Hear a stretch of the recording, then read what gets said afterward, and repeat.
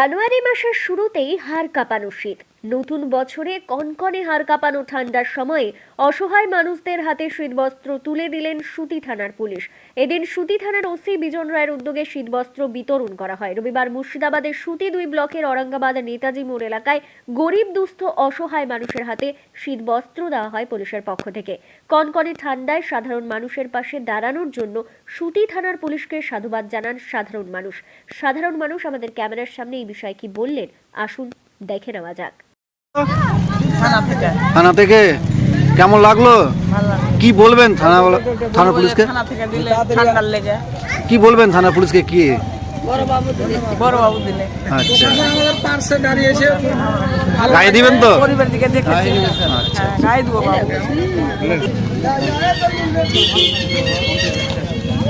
কে দিল এগুলা? থানার বড়বাবু ভালো শীতটা দিল, গরিবদের দিকে গায়ে দিল, শীতটা হবে। তো গায়ে দিবেন তো? হ্যাঁ আচ্ছা, গায়ের জন্যই তো। খুশি হয়েছেন তো? হ্যাঁ খুশি।